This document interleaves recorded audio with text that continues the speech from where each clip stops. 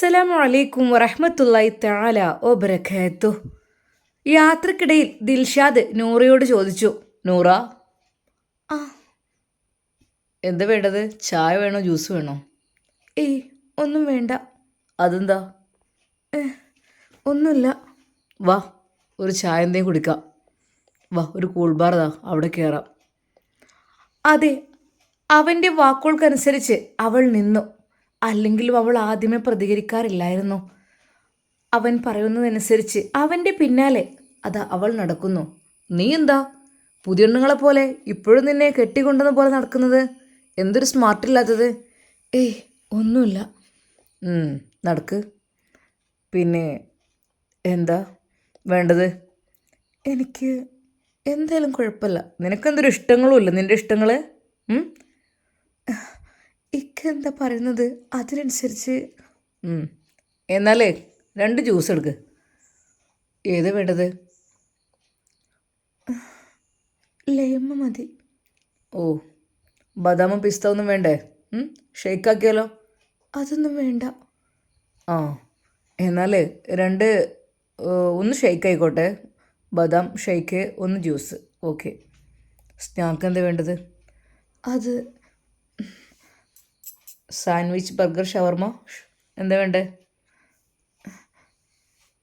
എനിക്ക് അങ്ങനെയൊന്നും. എന്താ പെണ്ണ് നീ ഇങ്ങനെ? എന്നാൽ 2 സാൻഡ്വിച്ച് എടുത്തേ.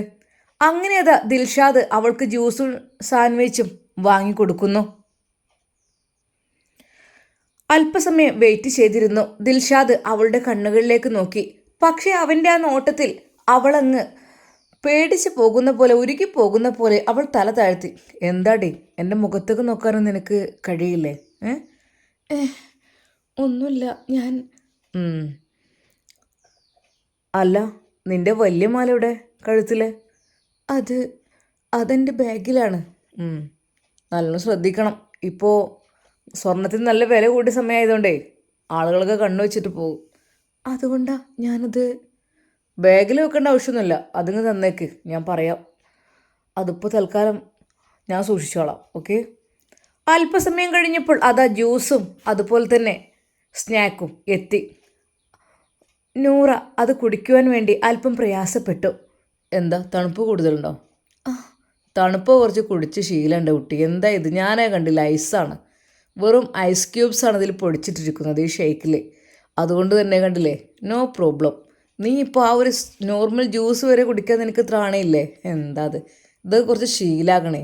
ഇതൊക്കെ കല്യാണം കഴിച്ച് വരുമ്പോൾ മുമ്പ് തന്നെ വീട്ടിൽ നിന്ന് വീട്ടുകാരൊക്കെ പോയി ശീലാകണം. കുറച്ചൊക്കെ പാർക്കിലും ബീച്ചിലും അവിടെയും ഇവിടെയൊക്കെ പോയിട്ട്. അങ്ങനെ ആകുമ്പോഴാണ് നമുക്കതിൻ്റേതായ ശരിക്ക് ഒരു ലെവലിലെത്താൻ കഴിയും. ഇതിപ്പോൾ എന്താ, ചുടുവെള്ളം കണ്ടാൽ പേടിക്കുന്ന പൂച്ചയെ പോലെയായി നിൻ്റെ അവസ്ഥ. അവൾ പാവ നൂറ ഒന്നും പേടിച്ചിട്ട് മിണ്ടുന്നില്ല. അവൾ ആ ജ്യൂസ് പതുക്കെ കുടിച്ചു. എന്താ, കയറട്ടങ്ങട്ട്? എന്താ, കഴിയുന്നില്ലേ കുടിക്കാൻ? ഞാൻ കുടിക്കുന്നുണ്ട്. സത്യം പറഞ്ഞാൽ പാവം ഒരു പേടിച്ച പെൺകുട്ടിയെ പോലെയാണ് നൂറ നിൽക്കുന്നത്. അവൻ്റെ ആ ഒരു ശക്തമായ ഘനഗംഭീരമായ ആ ഒരു ശബ്ദം കേൾക്കുമ്പോൾ അവളാകെ ഞെട്ടി പേടിക്കുകയാണ്. അവർ ജ്യൂസെല്ലാം കുടിച്ച് പേയ്മെൻറ്റ് ചെയ്ത് അതാ വീട്ടിൽ നിന്നിറങ്ങി. അവർ നേരെ വീട്ടിലേക്ക്. എന്തെങ്കിലും വാങ്ങാണ്ടോ? ഇല്ല എന്നുള്ളൊരു വാക്ക് നിനക്കുള്ളൂ. വേണമെന്നൊന്നും പറയില്ലേ? ഒന്നുമില്ല. അല്പസമയത്തിന് ശേഷം അവർ അതാ വീട്ടിലെത്തി. കാറിൻ്റെ ശബ്ദം കേട്ടപ്പോൾ ഉമ്മ ഓടി വന്നു. അല്ലാ പഠിച്ചോനെ, എൻ്റെ മോള് നൂറ വന്നോ? മോളെ. അതെ, അവൾ കാറിൽ നിന്നിറങ്ങി. ഉമ്മ അവളെ ഓടിച്ചെന്ന് കെട്ടിപ്പിടിച്ചു. മോളെ നൂറ, മോളെ, ഉമ്മാൻ്റെ കുട്ടി. ഉമ്മ, അസ്സലാമു അലൈക്കും. വലൈക്കും അസ്സലാം. മോള് വീണ്ടും ഇങ്ങോട്ട് തന്നെ എത്തിയില്ലേ? ഞാൻ പഠിച്ചവനോട് ദ്വാരക്കായിരുന്നു, റഹ്മാൻ്റെ കുട്ടിക്ക് നല്ല ജീവിതം കൊടുക്കുക. ഇങ്ങോട്ട് വരണമെന്നല്ല ഞാൻ പറഞ്ഞത്, പക്ഷേ എനിക്ക് ഒരു ബുദ്ധിമുട്ടും ഉണ്ടാവരുത്. ഉമ്മക്ക് സുഖമല്ലേ? അൽഹംദുലില്ലാ മോളെ, സുഖമാണ്. വരി ഭക്ഷണം കഴിക്കുക. ചായ ഉണ്ടാക്കട്ടെ ഉമ്മ വേണ്ട, ജ്യൂസ് കഴിച്ചു. ഓ, കഴിച്ചോ? എന്ത് തോന്നി? ആദ്യമായിട്ടായിരിക്കും ജീവിതത്തിൽ ഇങ്ങനൊരു ഇതൊക്കെ അല്ലേ? ഇതുവരെ എൻ്റെ കുട്ടീനൊന്നും ഒരിക്കലും ഒരു ടൂറ് കൊണ്ടുപോവുക അല്ലെങ്കിൽ എവിടെങ്കിലും ഒന്ന് കൊണ്ടുപോയി കാട്ടി കൊടുക്കുക, ഒരു കൂൾ ബാർന്ന് അല്ലെങ്കിൽ ഉടനെ ഒരു ജ്യൂസും വെള്ളമോ ചായ വാങ്ങിക്കൊടുക്കുക, ഒരുമിച്ചിരുന്ന് ഭക്ഷണം കഴിക്കുക. ഇതുവരെ എൻ്റെ ദിൽഷാദ് ചെയ്തിട്ടില്ല. ഇഞ്ഞെങ്കിലും പഠിച്ചവനെ നല്ല ബുദ്ധി തോന്നിയാൽ മതിയായിരുന്നു ഉമ്മ വിചാരിച്ചു. അങ്ങനെ ഏതാ നൂറയെ കൈപിടിച്ച് ഉമ്മ കൊണ്ടുപോകുന്നു. മോളെ വേരി. ഉമ്മ, സത്യം പറഞ്ഞാൽ ഞാൻ അതൊന്നും തീരെ വിചാരിച്ചിട്ടില്ല. മോളെ നീ വിഷമിക്കണ്ട, ഒക്കെ റാഹത്താവും. നല്ല മട്ടത്ത് നിന്നോ. ദിൽഷാദേ, ആ ഇനി ആ പെണ്ണിനെ ചടങ്ങാറാക്കരുത് കേട്ടോ. ഒന്ന് മിണ്ടാതെക്കോ. നിങ്ങളിങ്ങനത് പുട്ടിനും തേങ്ങട്ടമാരിനോട് പറയണ്ട. അല്ലേ ഞാൻ പറയണ്ട പൊന്നാരെ കുട്ടി ഇടങ്ങാറാക്കരുത് എന്ന്. ആയിക്കോട്ടെ. നൂറ, മോൾക്ക് കയറി ചെല്ല്, ഡ്രസ്സൊക്കെ മാറ്റിക്കോ. ഇപ്പം തന്നെ ഞാൻ അടുക്കളയ്ക്ക് കൊണ്ട് ഇറങ്ങി വരണ്ട, കുറച്ചു നേരം അവിടെ നിന്നോ. ഉമ്മയുടെ ഉപദേശം. എന്നാൽ അതാ നൂറക്ക് അല്പം മടി തോന്നി. കാരണം തൻ്റെ റൂമിൽ നിന്ന്, അത് തൻ്റെ ഭർത്താവിൻ്റെ റൂമിൽ നിന്ന് ചവിട്ടി പുറത്താക്കിയതായിരുന്നു എന്നെ. ഒരിക്കലും ഈ റൂമിലേക്ക് നീ വരരുത് അല്ലെങ്കിൽ കടക്കരുത് എന്നൊക്കെ പറഞ്ഞ് എന്നെ ഉപദ്രവിച്ച ആളായിരുന്നു. ഇപ്പോൾ പേടി തോന്നി അവൾക്ക്. എന്താ നോക്കി നിൽക്കുന്നത്, കയറിപ്പോയിക്കോ. അതെ, ഭർത്താവിൻ്റെ ആ ഒരു വാക്കുകൾ കേട്ടപ്പോൾ അവൾ ഒരു നിമിഷം ഭയന്നു. എങ്കിലും എന്താ, കയറിപ്പോയിക്കോ. അങ്ങനെ ഏതാ അവൾ ഭയത്തോടെ കയറുന്നു. കാരണം കയറുമ്പോൾ പേടിയാണ്, ദിൽഷാദ് എന്തെങ്കിലും പറയുമോ വിചാരിച്ചിട്ട്. പക്ഷേ റബ്ബേ, ഇത് എന്താണ് എനിക്ക് സത്യത്തിൽ അറിയുന്നില്ല. സ്നേഹമാണോ സ്നേഹം നടിക്കുകയാണോ എന്നൊന്നും എനിക്കറിയുന്നില്ല. അല്ലാ. അങ്ങനെ ഏതാ അവൾ ബിസ്മി ചൊല്ലിക്കൊണ്ട് തൻ്റെ റൂമിലേക്ക് കടന്നു. റൂമാകെ അലങ്കോലമായി കിടക്കുന്നുണ്ട്. അവൾ പെട്ടെന്ന് തന്നെ അതാ ആ ബെഡ്ഷീറ്റും കാര്യങ്ങളുമെല്ലാം ഒന്ന് മാറ്റി എടുക്കുന്നു. വേറെ അലമാര തുറന്ന് വേറൊരു ബെഡ്ഷീറ്റ് എടുത്ത് വിരിക്കുവാൻ വേണ്ടി നിൽക്കുന്നു. ദിൽഷാദ് പറഞ്ഞു, അതൊക്കെ പിന്നാക്കാം, നീങ്ങ് വന്നേ. അവളൊന്ന് ഭയന്നു. അതെ, കല്യാണം കഴിഞ്ഞിട്ട് ഇത്ര ദിവസമായിട്ടും തന്നോട് ഇങ്ങനെയൊന്നും പറഞ്ഞിട്ടില്ല. എപ്പോഴും കുറ്റപ്പെടുത്തലുകളായിരുന്നു. ഇവിടെ വാവണ്ണേ. എന്താ? അവൾ ഭയത്തോടെ പിന്നോട്ട് മാറി. ഇങ്ങോട്ട് വന്നേ നീ. എന്താ? ഇരിക്ക്. ഇക്ക. എന്താ? അതെ, പിന്നെന്തൊക്കെ, സുഖമല്ലേ നിനക്ക്? കുഴപ്പമൊന്നുമില്ലല്ലോ. സത്യം പറഞ്ഞാൽ ദിൽഷാദിൻ്റെ വാക്കുകളിൽ എന്താണ് ഉള്ളതെന്ന് അവൾക്ക് അറിയുന്നില്ല. സ്നേഹമാണോ ദേഷ്യമാണോ ഇഷ്ടമാണോ? പക്ഷേ എന്തോ ഒരു അവിടെയും ഇവിടെയും തൊടാത്ത സംസാരം. എന്താ, നിനക്കെന്നെ പേടിയാണോ? ഇല്ല. പിന്നെന്താ നീ ഇങ്ങനെ വിട്ടും ഒഴിഞ്ഞും മാറി നിൽക്കുന്നത്? അത് ഇത്രയും ദിവസമായിട്ട് ഞാൻ നിന്നെ തൊടാനും പിടിക്കാനും വരാത്തോണ്ടായിരിക്കും അല്ലേ? അങ്ങനെയൊന്നും. എന്നാൽ പിന്നെ പേടിക്കണ്ട. നീ എന്തിനാ പേടിക്കുന്നു? നീ എന്ത് എൻ്റെ മുമ്പിൽ ഇങ്ങനെ എത്രമാത്രം പേടിച്ചാണ്ട് നിൽക്കുന്നത്? അല്ല പിന്നെന്താ, നിൻ്റെ ബാപ്പ എന്ത് പറഞ്ഞു? ബാപ്പ എന്ത് പറയാനല്ലേ? മോൾക്ക് എന്ത് സംഭവിച്ചാലും അവർക്ക് നോ പ്രോബ്ലം. അവർ വന്ന് നോക്കാറ് പോലില്ല, വിളിക്കാറില്ല. എപ്പോഴെങ്കിലൊക്കെ ഒന്ന് വല്ലപ്പോഴും വിളിച്ചെങ്കിലായി. അത് ഉപ്പാക്കൊക്കെ എപ്പോഴും ഇഷ്ടം കല്യാണം കഴിഞ്ഞാൽ ഭർത്താവിൻ്റെ വീട്ടിൽ നിൽക്കുന്ന കാര്യമാണ് എപ്പോഴും പറയാറുള്ളത്. അപ്പോൾ അതുകൊണ്ട് തന്നെയാണ് ഇത്രയും ദിവസം നീ ഇവിടെ നിന്നതും. അല്ലാതെ എൻ്റെ സ്നേഹം കിട്ടിയിട്ടില്ലല്ലോ. എന്നാലേ ഇന്ന് മുതൽ നമ്മൾ ജീവിക്കാൻ പോകണം, ഭാര്യയും ഭർത്താവുമായിട്ട്. എന്താ, നിനക്ക് സമ്മതമല്ലേ? അത് എന്താ? ആയിക്കോട്ടെ. പാവം നൂറ. അവൾ ഭയത്താൽ, ശരിക്കും പറഞ്ഞാൽ ദിൽഷാദിൻ്റെ ആ വാക്കുകൾ എന്തെന്നറിയില്ല, എന്തോ ഒരു പരീക്ഷിക്കാനെന്ന വെണ്ണമോ എന്തോന്നറിയില്ല. അവളുടെ ജീവിതം അവൾക്ക് തോന്നുകയാണ് ഒരു എല്ലാ ഭർത്താക്കന്മാരും ഇങ്ങനെ തന്നെ ആയിരിക്കും എന്നുള്ളത്. അല്ലാതെ സ്നേഹത്തോടെ ഒരു കൂടുതലായിട്ടൊന്നും ഒന്നുമില്ല. പക്ഷേ അവൻ്റെ ശബ്ദം ഇനി അങ്ങനെ ആയിട്ടാണോ എന്തോ അറിയുന്നില്ല. അവൾ പതുക്കെ ആ ബെഡിലിരുന്നു. അതെ, നീ ഇങ്ങനെ ഇരിക്കുമ്പോഴൊക്കെ എന്താ, എന്നോട് എന്തെങ്കിലും ഒരു പേടിയോ അതോ ദേഷ്യം എന്തെങ്കിലും ഉണ്ടോ? ഇല്ലേക്ക, ഒന്നുമില്ല. എന്നാൽ പിന്നെ ഉമ്മ പറഞ്ഞു കേട്ടില്ലേ, നല്ലോണം നോക്കണം എന്നാണ് പറഞ്ഞിട്ടുള്ളത്. ഇന്ന് മുതൽ ഞാൻ നിന്നെ നല്ലോണം നോക്കുകയാണ്. അതിന് വേണ്ടിയിട്ട് എന്നെ കൊണ്ടുവന്നതും. പിന്നെ എവിടെ നീ പറഞ്ഞ മാല? അതെൻ്റെ ബാഗിലാണ്, ഞാൻ ആ ഷെൽഫിൽ വെച്ചിട്ടുണ്ട്. അതിങ്ങെടുത്ത്. ഇതെത്രയുണ്ടാവും? അവൾ പെട്ടെന്ന് അതാ ഷെൽഫ് തുറന്ന് ബാഗ് എടുക്കുവാൻ വേണ്ടി നിൽക്കുന്നു. അത് നോക്കട്ടെ.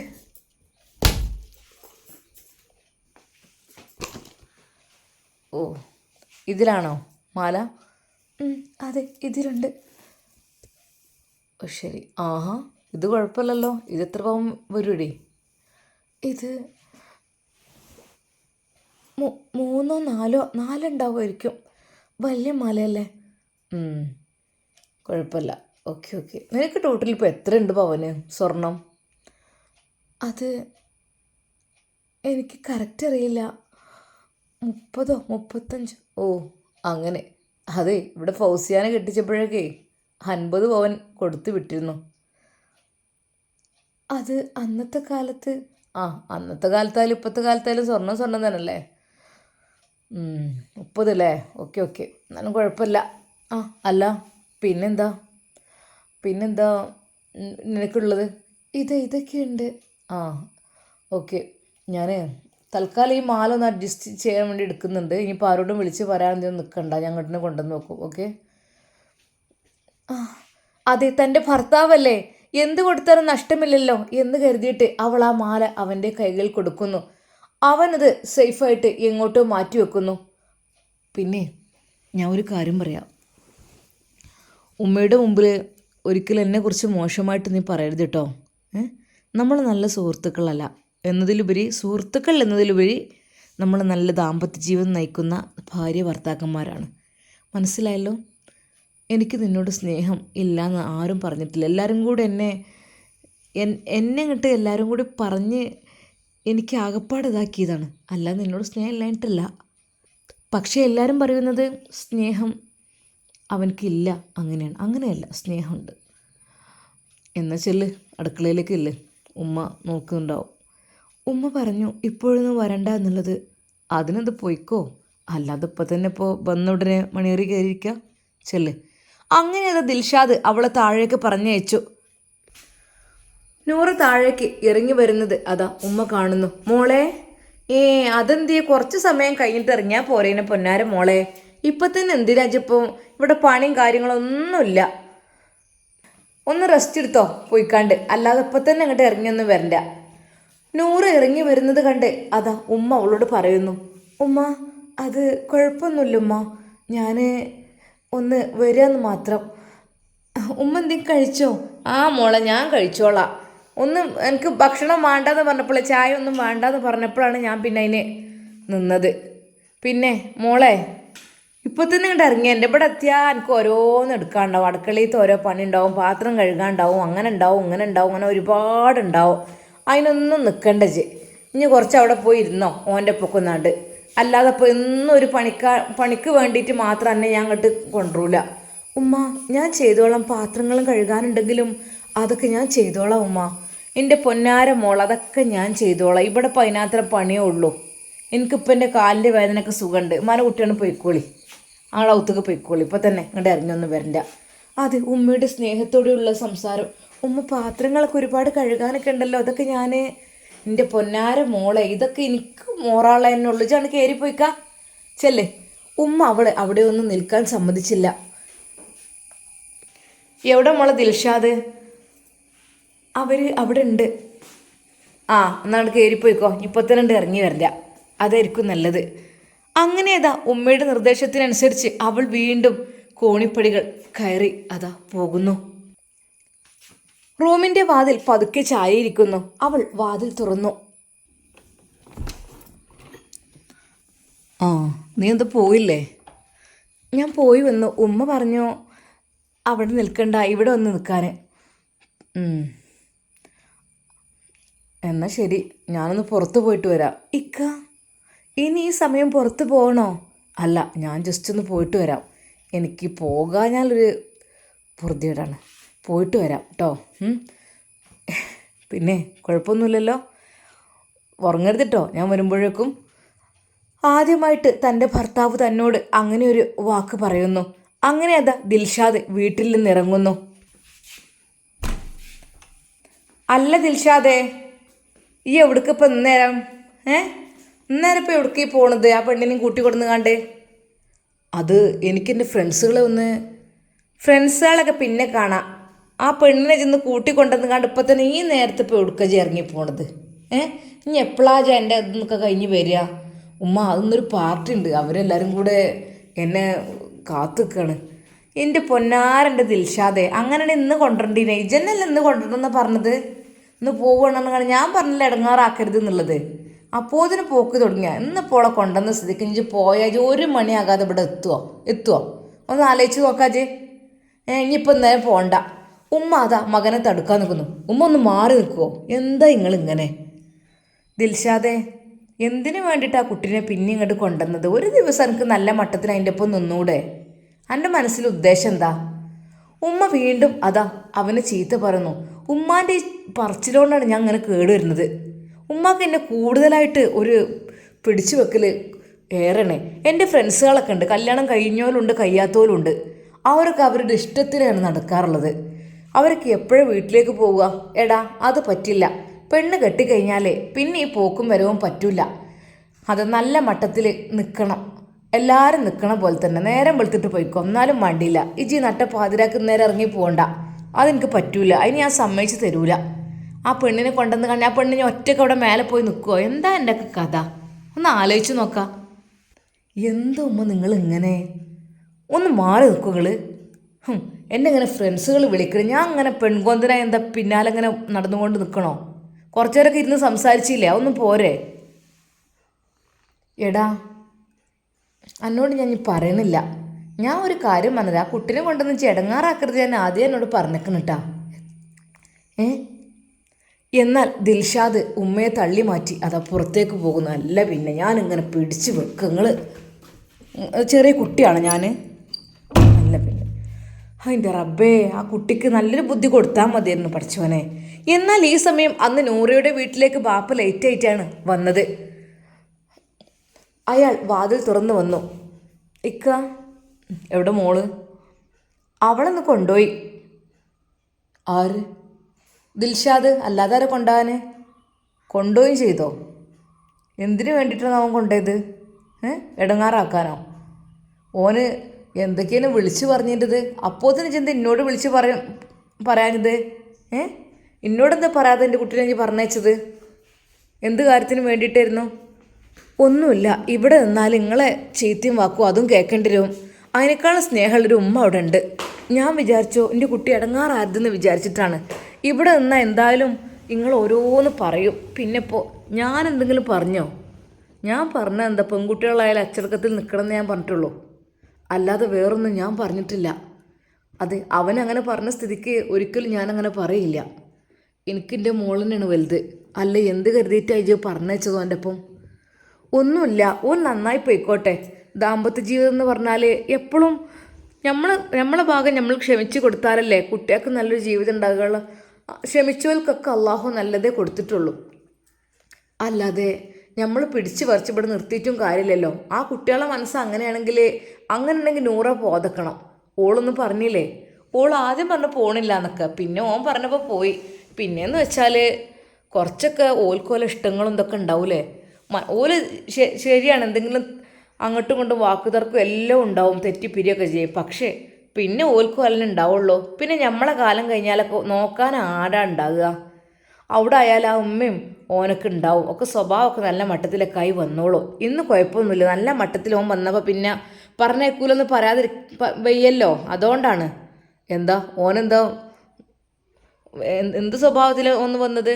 അല്ല, ഓന്ന് നല്ല രീതിയിൽ തന്നെ വന്നത് കൊണ്ടാകാൻ. അതാണ് ഞാൻ പിന്നെ പറഞ്ഞയച്ചത്. നമ്മൾ വാശി പിടിച്ചിട്ടുണ്ടല്ലോ, പെൺകുട്ടികളെ ഭാവിയല്ലേ. നമ്മൾ വാശി പിടിച്ച് ഇവിടെ നിർത്തി കഴിഞ്ഞാൽ ഒരു പക്ഷേ ഇനി കല്യാണത്തൊക്കെ നേരായില്ലെങ്കിൽ എന്തേക്കാര അവസ്ഥ? ആ കുട്ടി ഇടങ്ങാറാവൂലേ? അതുകൊണ്ടാണ് ഞാൻ ഓളെ പറഞ്ഞയച്ചത്. എന്നാൽ ബാപ്പ ഒന്നും മിണ്ടിയില്ല.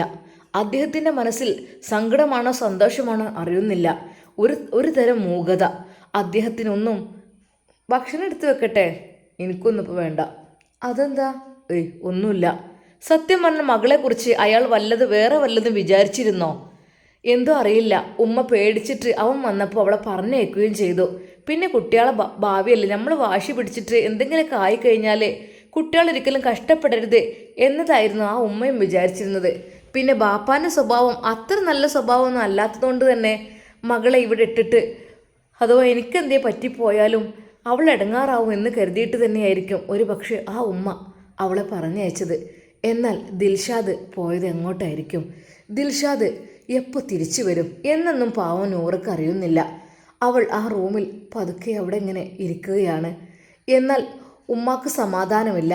ആ കുട്ടിയാണെങ്കിൽ ഭക്ഷണമൊന്നും കഴിച്ചിട്ടുമില്ല. എന്താന്നാവോ, ഒന്ന് പോയി നോക്കി, എന്നെക്കൊണ്ട് കാലുകൊണ്ടുണ്ട് കയറാനും വയ്യ. എന്നാൽ അല്പസമയം കഴിഞ്ഞപ്പോൾ നൂറ അത് താഴേക്ക് ഇറങ്ങി വരുന്നു. ഉമ്മാ, ഉമ്മാ, മോളെ, മോള് ഭക്ഷണം എന്തെങ്കിലും കഴിക്കല്ലേ? ഉമ്മ, എനിക്ക് വേണ്ടമ്മ. അതെന്താ മോളെ, എന്തെങ്കിലും കഴിക്ക്. സ്നേഹത്തോടെ അതാ ഉമ്മ അത് പറയുന്നു. എന്നാൽ ഉമ്മയുടെ മനസ്സിൽ വല്ലാത്ത ആശങ്കയുണ്ടായിരുന്നു. കാര്യം മറ്റൊന്നുമല്ല, അത് തൻ്റെ മകൻ്റെ കാര്യത്തിൽ. ദിൽഷാദ് എങ്ങോട്ടായിരിക്കും പോയിരിക്കുക? ഓൻ ഈ സമയത്ത് ഇപ്പോൾ ഇറങ്ങി പോകേണ്ട വല്ല ആവശ്യമുണ്ടോ? കൂട്ടുകാർ വിളിക്കുന്നുണ്ടെന്നൊക്കെ പറഞ്ഞിട്ട്. പഠിച്ചവനെ, ഈ പെണ്ണിനെ ഇവിടെ കൊണ്ടുവന്നിട്ട് ഒന്ന് പോകേണ്ട ഒരു ആവശ്യമില്ലേനോ? അതെ, ദിൽഷാദ് എങ്ങോട്ടായിരിക്കും പോയിരിക്കുക? എന്തിനു വേണ്ടിയിട്ടായിരിക്കും? ഉമ്മയുടെ മനസ്സിൽ വല്ലാത്ത ആകാംക്ഷയായിരുന്നു, പേടിയായിരുന്നു. ഇൻഷാ അല്ലാ നമുക്കിതിൻ്റെ ബാക്കി ഭാഗം നാളെ കാണാം. അതുവരേക്കും എല്ലാവർക്കും അസ്സലാമു അലൈക്കും വറഹ്മത്തുള്ളാഹി തആല വബറകാതുഹു.